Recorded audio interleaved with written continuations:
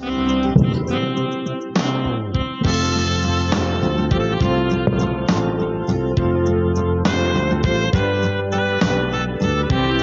semuanya.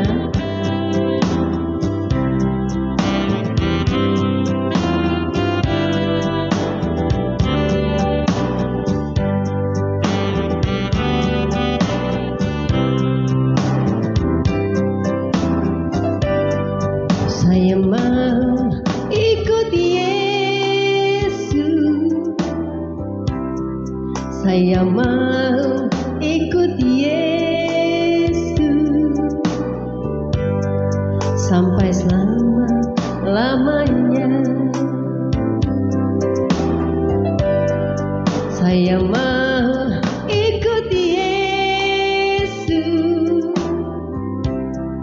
Saya mau ikut Yesus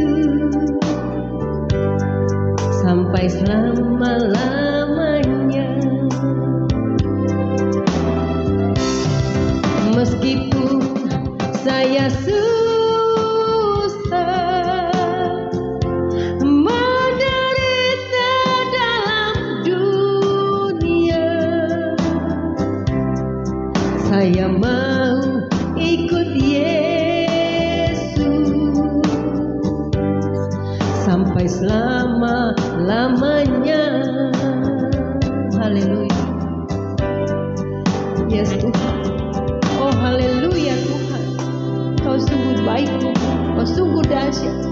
Bahkan bagi orang yang belum mengenal Engkau sekalipun Tuhan, kalau Kau sudah pilih orang tersebut, Kau akan lindungi dia Tuhan. Kau akan lindungi dia. Seberapa besar pun dia menerima yang berat sekalipun di muka bumi ini Tuhan. Yes. Saya mau ikut Yesus sampai selama-lamanya. Meskipun saya susah menderita dalam dunia, saya mau ikut Yesus sampai selama-lamanya. Saya mau ikut Yesus sampai selama-lamanya. Haleluya Tuhan. Haleluya, haleluya, haleluya. Luar biasa sekali lagu tersebut. Shalom semuanya. Shalom. Hai semuanya yang baru bergabung saja di channel ini. Tapi terima kasih banyak sudah mampir di channel ini. Luar biasa sekali. Kita ganti malam ini live saya dengan konten kali ini. Karena konten kali ini luar biasa sekali. Saya sampai merinding. Tersesak dada saya melihat kesaksian anak Tuhan yang luar biasa Tuhan sayang ini. Saudara, di awal jumpa saya langsung bawakan lagu ini karena saya percaya ini lagu tepat sekali untuk gambaran dari iman orang yang akan kita bahas kali ini. Saudara, terima kasih banyak dan salam kasih damai sejahtera untuk semua yang anak-anak Tuhan di seluruh dunia, Indonesia khususnya, dan di seluruh penjuru dunia ini. Saudara, saat ini di Google ramai sekali, marak sekali headline-nya, tagline-nya seperti ini. Beberapa ulama murtad pindah Kristen. Wow, saya kaget saudara awalnya. Media mau memberitakan hal ini. Saya pikir ini macam-macam. Lalu akhirnya saya buka. Kalian teman-teman bisa buka. Ya, bisa buka di Google dan ini saya kasih sedikit ya gambaran. Oke. Saya kasih sedikit gambaran, ini adalah salah satu berita. Ya. Judulnya ulama ya, ulama murtad. Kalian klik aja ulama murtad. Di sana langsung akan banyak 3 ulama yang memilih murtad dan pindah agama. Lalu pindah agama, ini deretan ulama yang memutuskan murtad. Tapi saudara, yang sangat-sangat mencuri perhatian saya adalah sosok laki-laki ini. Beliau adalah Dr. Mustafa Muhammad. Beliau adalah seorang profesor di Universitas Al-Azhar Mesir, di negara tetangga kita di sana tentunya. Dan Dr. Mustafa ini seorang guru besar dan seorang imam besar dan seorang guru besar di universitas maupun di wilayahnya dan di keluarga dan di sekitarnya. Apa yang menyebabkan dia pindah agama dan pindah keyakinan? Aku berpikir ada orang yang menginjili dia atau ada seseorang yang membuat dia sehingga tertarik kepada kekristenan. Tapi tidak, saudara. Saya mencari adakah YouTube yang pasti ada, saya pikir. Dan puji Tuhan, saya dapat berita ini, dapat konten ini, saya ambil, saya pinjam, saya sudah minta izin sama yang punya ya lewat chatting sapinya. Tapi saya luar biasa banget. Terima kasih buat Kesaksian Kristus sudah menayangkan konten ini. Buat teman-teman juga yang mau langsung lari ke channel Kristus ya, Kesaksian Kristus itu luar biasa sekali. Di mana di sana saya mendapatkan konten pada di saat Dr. Mustafa memberikan kesaksiannya kepada sebuah channel seperti saya buat channel juga. Dan di sana bagaimana Dr. Mustafa ini pindah keyakinan bukan karena seseorang, bukan karena apapun, tapi dia berdasarkan analoginya sebagai seorang profesor. Seusia dia pada saat itu usia dia 34 tahun. Dan usia 20 dan usia 12 tahun atau 13 tahun dia ini sudah menjadi hafiz Al-Qur'an. Dia sudah hafal Al-Qur'an di usia 12-13 tahun. Itu tidak heran karena dari usia 5 tahun beliau sudah digembleng untuk bisa baca dan hafal Al-Qur'an. Tapi selama usia 34 tahun setelah dia menjadi guru besar di Universitas Al-Azhar, dia mulai menggali-gali bahwa katanya menurut dia yang saya lihat ya, yang saya lihat kontennya, menurut dia pada saat itu ini buah pemikirannya dia bahwa agama yang dia anut pada saat itu tercetus karena Al-Qur'an sendiri pun saya tidak boleh berkata apa-apa, nanti lihat saja ya. Tapi yang pasti beliau ini bayangkan pada saat itu dia belum memutuskan dan dia tidak terfikirkan bahwa dia akan pindah ke Kristen. Dia sebagai profesor hanya memberi ungkapan dan dia hanya memberikan pemikirannya dia bahwa Islam itu seperti ini. Tapi di negaranya hal tersebut seperti dia sudah mau pindah dan mau keluar dari Islam. Dia tidak bilang Yesus itu atau Isa itu tidak. Dia hanya bilang, dia hanya mengatakan apa yang dia pikirkan tentang agama yang dia anut pada saat usia dia 34 tahun. Dan dia tidak mendapatkan kedamaian. Dia hanya melihat dalam agamanya penuh dengan kekerasan. Itu apa yang dia sampaikan. Tapi bagaimana dia mendapatkan persekusi yang luar biasa padahal dia belum memutuskan untuk mau pindah agama atau bagaimana, tidak, saudara. Dr. Mustafa Setelah dia menanggapi, dia mengeluarkan tanggapannya, dia langsung ditangkap, saudara. Dia ditahan 3 hari 3 malam. Tidak dikasih makan, tidak dikasih minum, ditaruh ke ruangan yang sempit sekali. Yang saya bingung, kalau bukan karena Tuhan, bagaimana ini orang bisa hidup? Bukan cuma itu, saudara. Tidak puas dengan 3 hari 3 malam dia tidak dikasih makan. Besok malamnya dia dikeluarkan dari sel tersebut. Ya, dia ditangkap siapa? Dia ditangkap intelijen. Dia ditangkap, pokoknya dia ditangkap, nanti Anda bisa saksikan sendiri videonya setelah ini. Lalu akhirnya dia malam 3 hari, malam keempat ya, dia dikeluarkan, dikasih makan, dikasih minum dengan harapan kalau orang ini tidak dikasih makan dan tidak dikasih minum, dia tidak akan bisa menjawab pertanyaan. Akhirnya dia diinterogasi, tapi dia tetap tidak bisa menjawab. Dia ditanya dan diinterogasi, apakah kamu pindah agama, apakah dan seperti itu. Tapi dia tidak bisa menjawab karena pada saat itu memang dia tidak pindah agama, saudara. Dia hanya benar-benar menyampaikan apa yang dia rasakan. Jadi luar biasa, saudara.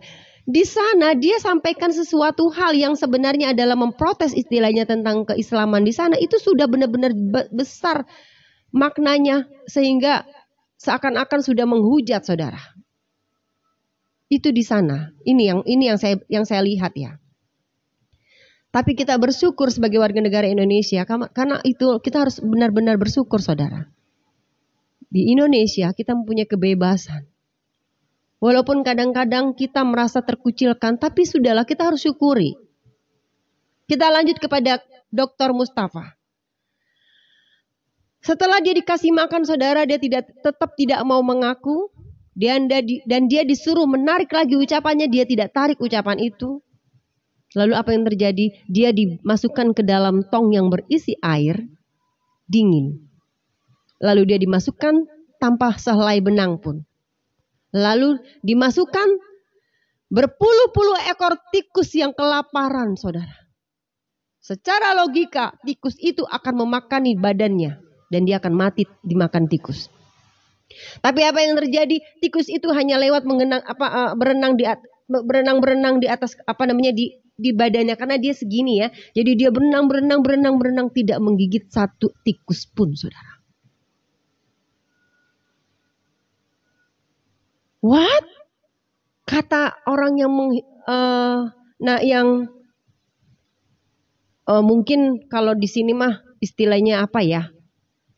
Polisi atau bagaimana gitu ya, intelijen karena di sana. Lalu akhirnya dilepaskan. Setelah dilepaskan, saudara, dia dimasukkan kembali ke sebuah kandang besar dan di kandang itu dimasukkan seekor anjing besar, saudara.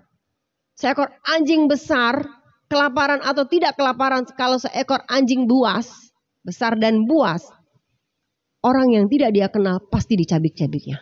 Begitu, saudara.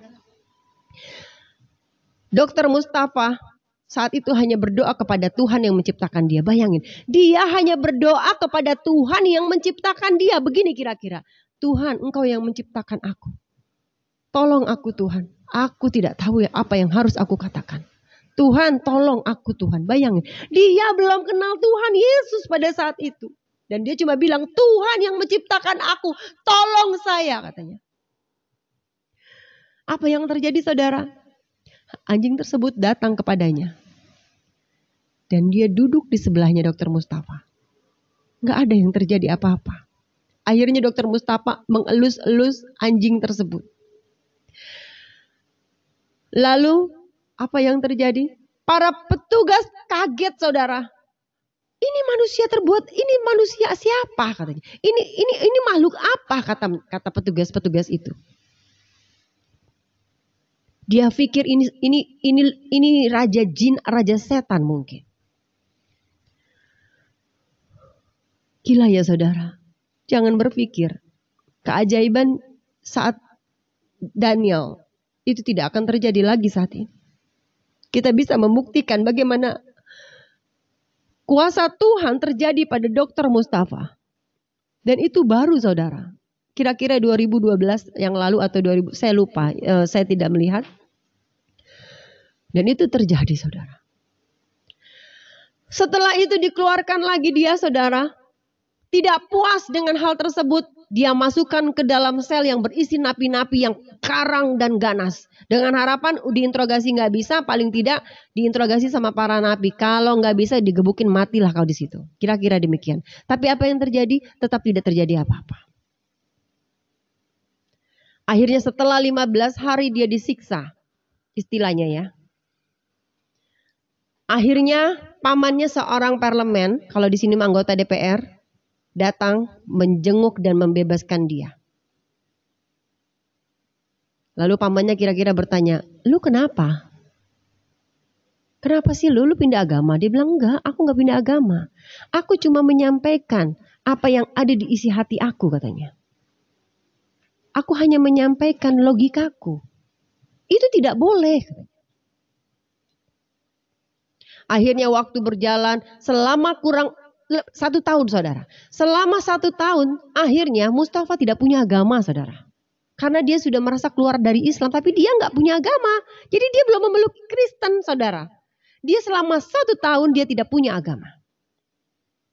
Dia sakit kepala di awal-awal tahun ya, bulan-bulan awal waktu pamannya membesuk dan akhirnya dia tinggal dengan saudara perempuannya, saudara atau bibi atau anti gitu ya, perempuannya. Ya, saudara perempuannya. Bibi perempuannya, ya bibi perempuan ya. Tinggal di sana. Yang dia lakukan hanya termenung dan meratapi, bukan meratapi ya, maaf saudara. Dia termenung dan terus mencari siapa sih Tuhanku. Dia terus mencari kebenaran, dia terus mencari ketenangan saudara. Jadi selama 1 tahun usia dia 34 masuk ke 35 dia tuh gak punya agama. Sakit kepala selalu yang dia rasakan berhari-hari, berbulan-bulan, saudara. Hingga akhirnya dia datang ke sebuah apotek untuk pesan obat sakit kepala dan continue yang dia lakukan. Sehingga kenal dia sama apotekernya karena merasa dia hampir-hampir tiap hari dia masuk ke apotek itu untuk beli obat sakit kepala. Dan dia sampai dia kenal sama apoteknya, dia bilang, aku sakit kepala terus ini. Tahu yang terjadi? Apotekernya bilang gini, kalau kamu terus-terusan minum obat sakit kepala gak akan pernah sembuh. Ini saya kasih, dia kasih apa? Dia kasih Alkitab dan obat sakit kepala. Dia bingung, Alkitab. Akhirnya dia pulang dan dia minum obat dan dia sambil baca Alkitab. Setelah dia baca Alkitab, tidak ada yang nuntun saudara. Dia baca Alkitab di dalam Matius dia temukan dan dia berjumpa langsung dengan Tuhan Yesus. Di dalam Matius berapa saya lupa, saat Tuhan Yesus berkhotbah di Galatia. Di Galatia apa nanti langsung disaksikan ya. Di mana pada saat itu Tuhan Yesus berkhotbah di gunung. Dan dia benar-benar menyaksikan. Dan dia benar-benar merasa berjumpa dengan Tuhan. Apa? Di dalam Alkitab itu ada satu ayat yang membuat dia hatinya berkata, inilah agama yang baik dan benar. Yaitu, kasihilah musuhmu. Sementara apa yang dia terima pada saat itu? Haram, halal bahkan darahnya untuk orang kafir. Sementara di sini, Tuhan berkata, kasihilah musuh. Dan banyak lagi saudara, kesaksian yang luar biasa. Nah selama 34 tahun dia sebagai seorang muslim dan sebagai seorang guru besar, sebagai seorang profesor di sebuah universitas besar di Mesir, di Al-Azhar Mesir. Lalu 34 ke 35 selama 1 tahun dia mencari kebenaran dan dia tidak punya agama. Akhirnya dia umur 35 tahun memutuskan mengikuti Kristen, mengikuti Yesus. Itu terjadi saudara pada saat itu akhirnya karena dia saudara, hampir 1 tahun itu akhirnya bapaknya tahu dia sudah mulai pindah Kristen, bapaknya mau bunuh dia saudara. Dia ditembak berkali-kali saudara, tapi nggak kena. Akhirnya karena bibi atau saudari perempuannya ini nggak mau melihat dia terus seperti ini gitu ya. Akhirnya bibinya memutuskan dia, Dokter Mustafa, untuk pergi dari Mesir. Akhirnya Dokter Mustafa pergi kemana saudara? Ke Afrika. Lewat darat saudara. Dan akhirnya selama 3 bulan cuma Alkitab yang dia bawa. Dan puji Tuhan di Afrika sanalah dia bertumbuh imannya dan dia banyak menulis. Apakah selesai? Belum saudara. Masih banyak tantangan yang dia terima. Begitu dahsyatnya apa yang dia alami saudara. Membuat hati saya terenyuh. Saya belum apa-apa. Kita ini belum apa-apa saudara. Dokter Mustafa luar biasa. Akhirnya setelah dia memutuskan Kristen, dia mengganti namanya menjadi Mark Gabriel. Saudara, tidak usah panjang lebar lagi, kita akan saksikan kesaksian dari anak Tuhan yang sungguh dahsyat, anak Tuhan yang sungguh luar biasa. Dan kita bantu doa. Karena apa yang dia lakukan untuk kesenangan dan kemenangan anak-anak Tuhan di muka bumi ini. Dan apa yang dia lakukan untuk nama Tuhan dipermuliakan.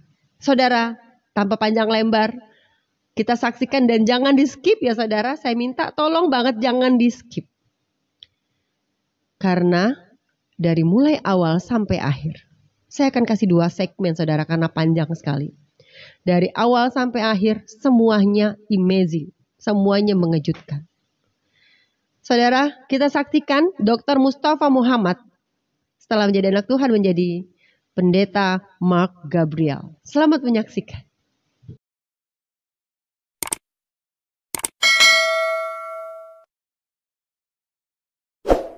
Religion of peace. Is it really? Our special guest today was a professor of Islamic history at Al-Azhar University in Cairo, Egypt. He says that the history of Islam is a river of blood. Greetings in the name of Jesus, our blessed hope. I am Dave Reagan, Senior Evangelist for Lamb and Lion Ministries, and I am delighted to have with me this week a very special guest by the name of Mark Gabriel. Mark is a former professor of Islamic history at Al-Azhar University in Cairo, Egypt, the world's premier Islamic university. Mark, let's begin by talking about your upbringing in Egypt. Were you born and raised in Cairo? No, actually I was born in south part of Egypt, and my family was moved to Cairo when I was almost 14 years old. Oh, when Yes. you were 14? Yes, Okay. Were your parents strict Muslims? they are. Very devout. Not the secular type of Muslim that we often encounter in this country. No, In fact, you had an uncle who was an imam, wasn't he? he's a clerk, yeah, Muslim clerk, and imam also.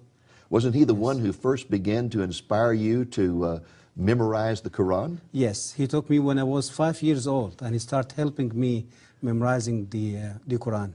And is it true that by the time you were 12 years old, that you had the Quran memorized? Absolutely. I spent almost 7 years exactly to finish memorizing the entire book. Now, Mark, Yes. I have a copy of the Quran that is about Yes. that thick, and it's Yes. in very small print. Yes.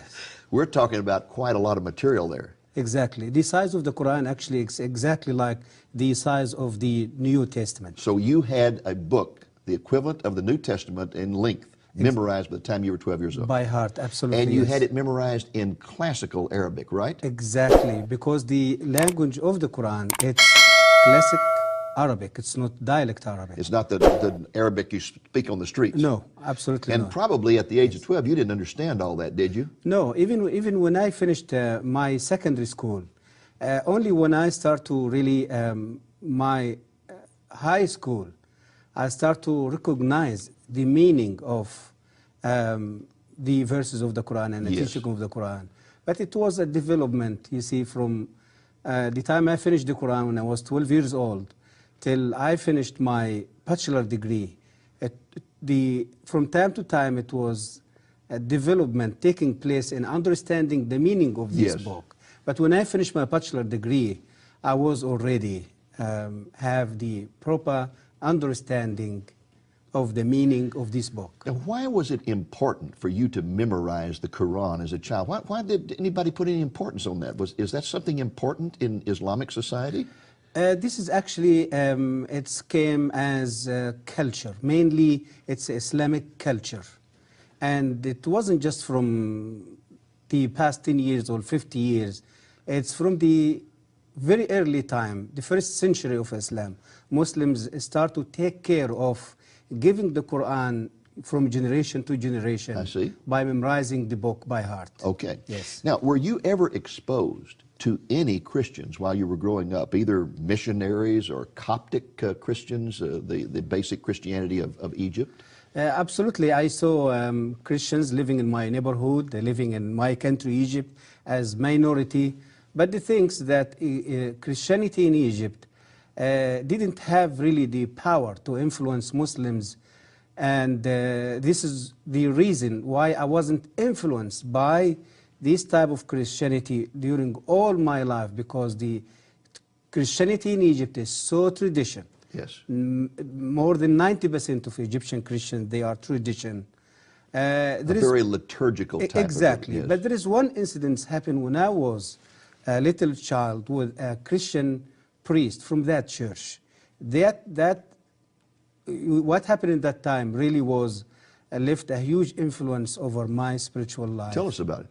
I was really become very upset and very angry, you see, of Christians and the Jews because of the teaching I started to receive every day in my school, especially when I was in my secondary school at Al-Azhar Islamic Institute. So one day I decided really to fire the Christians, and so I find a Christian priest in that church was using the road outside of my house, going from his place to his monastery every day. So every day I stand in front of my house and I start to just hit him with the stones and with, you see. How old were you at that time? And that time I was 13 years old. And you're throwing stones at a Coptic priest? Absolutely, and I injured his head. I injured him in his head terribly, and they took him to the hospital. But this man, when he get out of the hospital, he just came just to find out what's going on with me, why I'm treating him that way. He came back and found you? Yes, yes. And he know my house, he know my family even. So anyway, this man, he didn't came to revenge or to treat me in the same way, but he came to advise me that there is a fire inside me, and that fire is going to burn me before burning others. Wow. So, and he came to show me, or to tell me that he forgive me. Even I injured him and I caused big injury to him. He just came to show me that he loves me, he forgive me, and he said there is no reason for you to hate me or to treat me that way. That really impressed you, didn't it?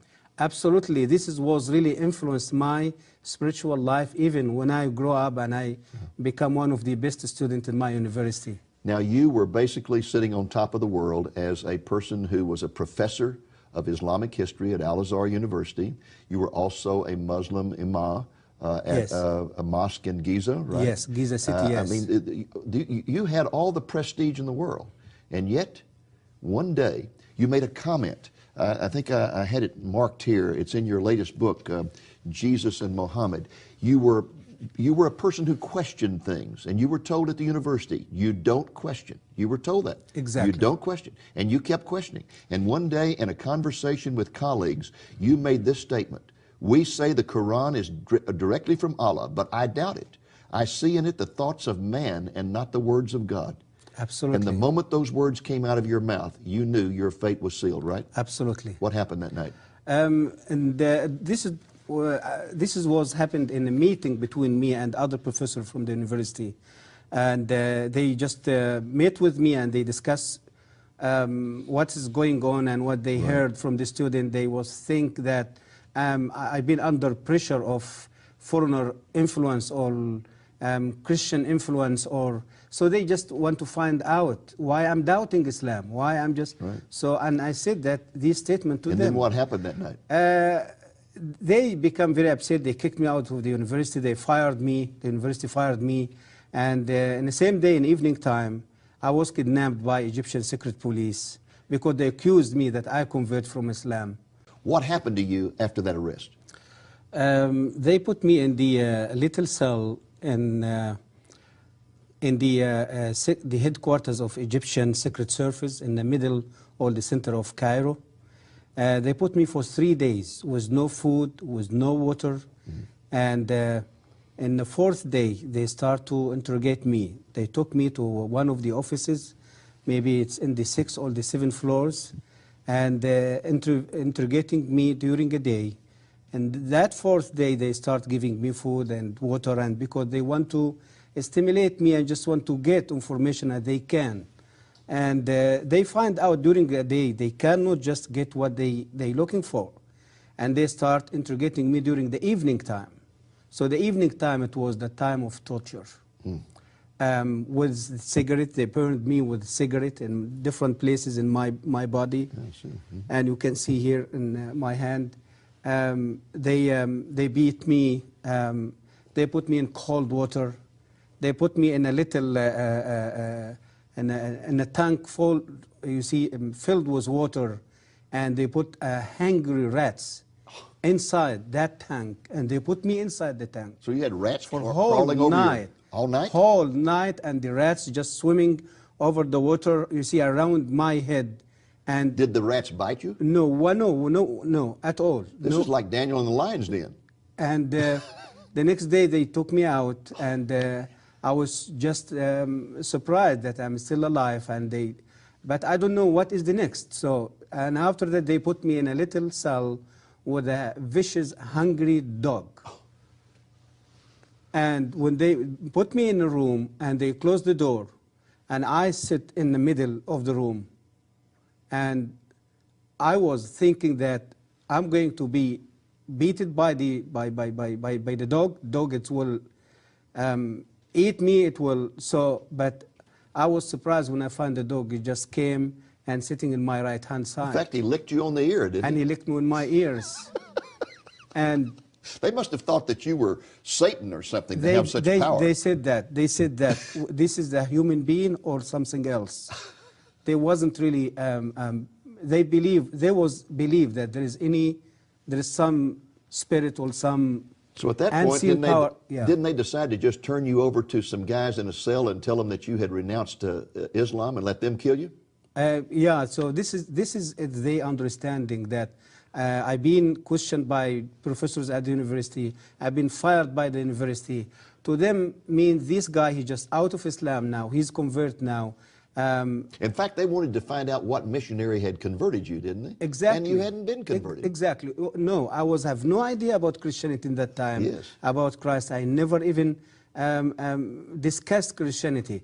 But automatically in Egypt, when someone decides to leave Islam, yes, they will accuse him automatically that he became under pressure from church or some Christian, and he converted to Christianity. Well, how in the world did you get out of that situation without losing your life? I was crying before the God who was created me in that time. I wasn't know who is. Yes. And after 15 days, my uncle, he was working as the vice president of Egyptian parliament.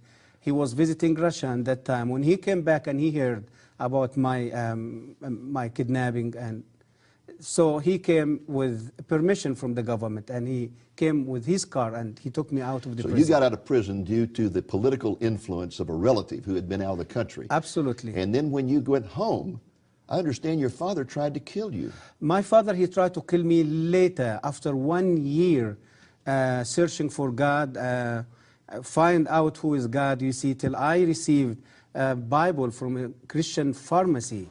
So when I start reading the Bible, I start to find the truth about Christ. After I give my life to the Lord, I lived 1 year, whole year as a secret believer. So when my father heard about my conversion, he shot me with his own gun. He tried to kill me. So you were given a Bible by a Christian pharmacist, and that brought you to the Lord. Yes. And when that happened, your father decided to kill you for the honor of the family, I guess. Because, yeah, he just felt there is a shame going to be over him and all the life, or the family. even the community. The And people, so he shot at you several times and all the bullets missed. no one bullet missed me, about maybe 5, 6 I bullets. understand that your sister finally got your passport, got you out of the country, and where did you go? When my father, he just shot me and tried to kill me, I was running away from Yes. his faith, and I went to my sister, and in my sister's house, I put the whole situation in front of the Lord, and the Lord showed me to get out of Egypt in the same evening, same day.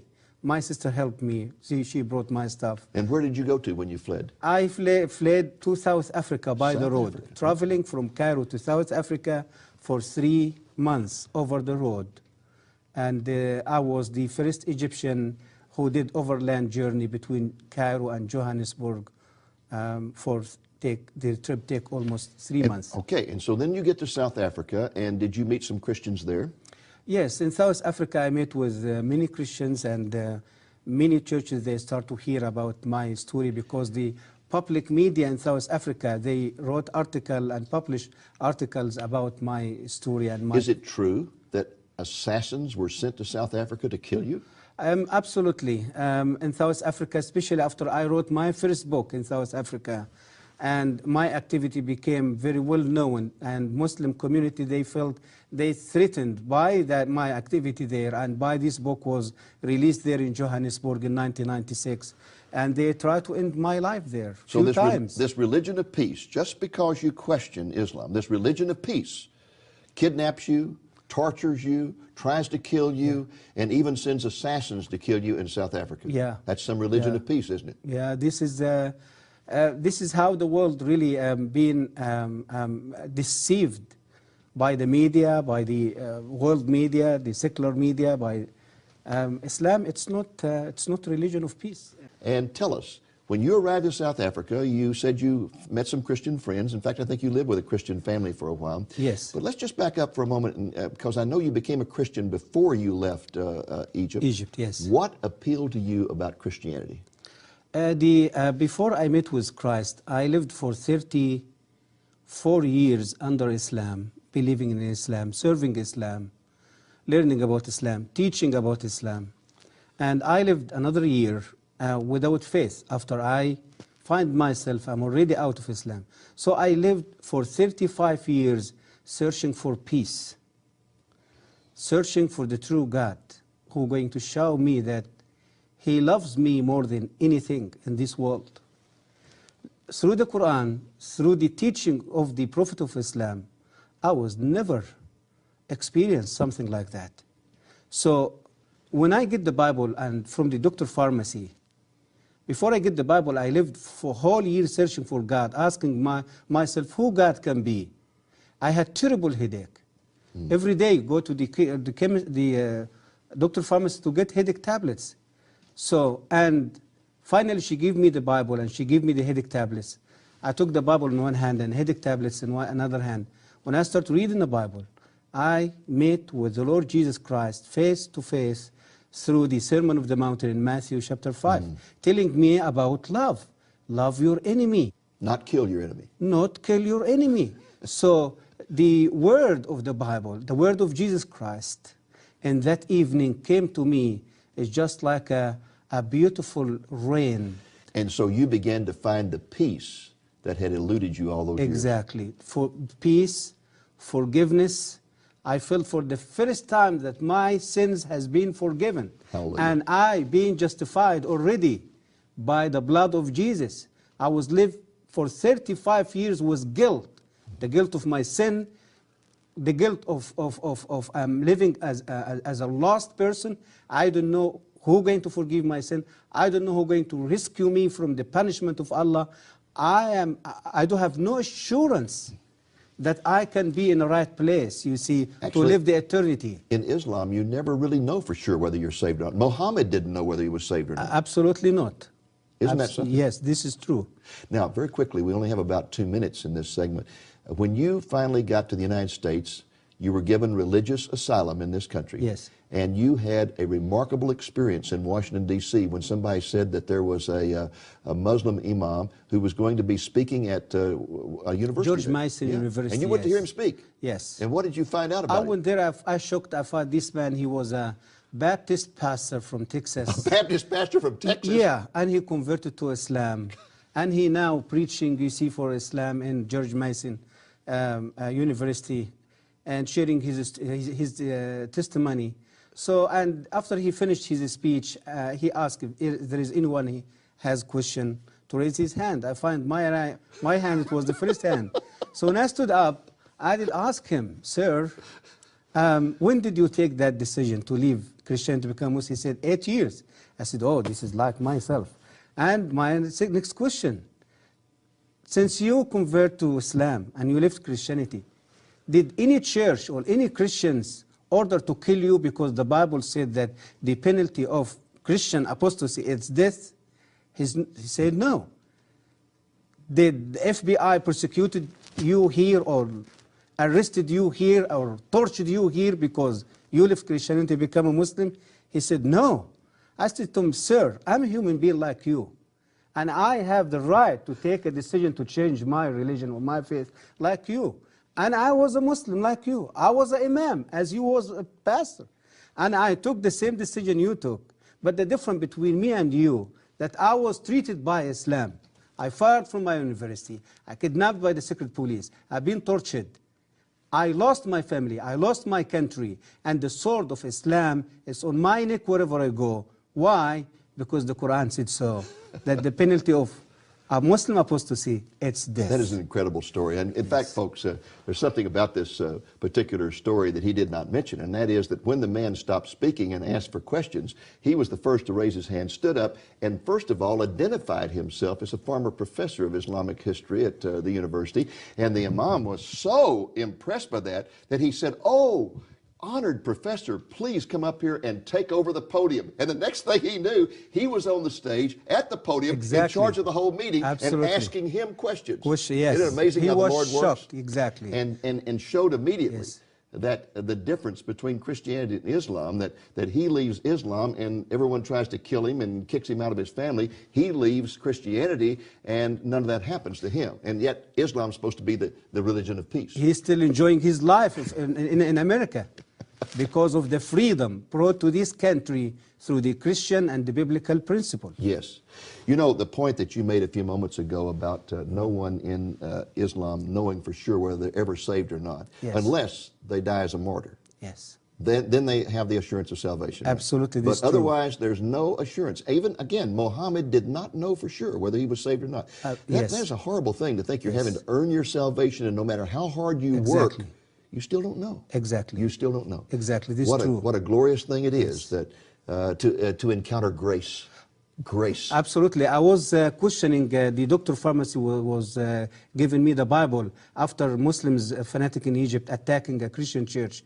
I was so upset. I was so little baby Christian. I did ask her, why people you can defend your church, you defend your people? What she said to me, Mark, I want to say something to you. Our God, He is not in need for us to defend Him or to kill others to defend Him or to defend His church.